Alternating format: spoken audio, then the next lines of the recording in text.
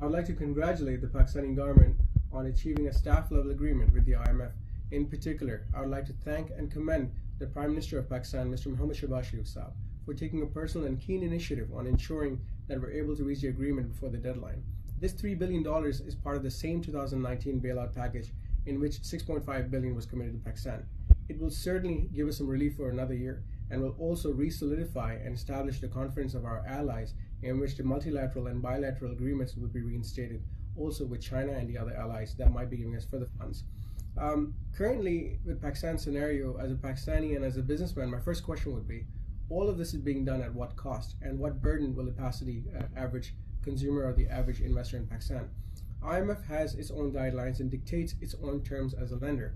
Currently, with the budget, we've already seen $385 billion worth of taxes being imposed, and at the same time, IMF is saying that we cannot allow any fuel or energy subsidies or subsidies on exports.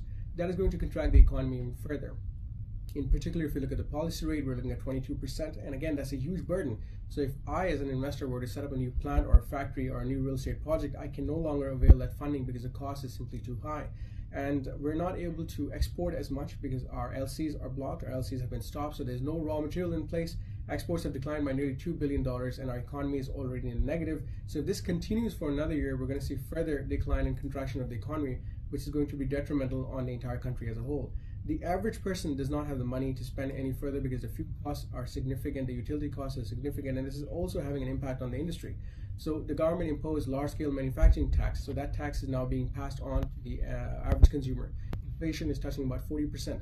The solution would be to look at the long-term sustainable development of the country, increase FDI, improve overseas investor confidence, local investor confidence, set up a special economic cell which can guide on policy, and there's one window across Pakistan so we don't have to deal with multiple departments. At the same time, we need to look at bringing the cost down. Our costs are way too high, import duties are way too high, and we need to definitely set up import substitution and amplify and enhance exports. For that, we need to focus on agro, we need to focus on manufacturing, minerals, gems.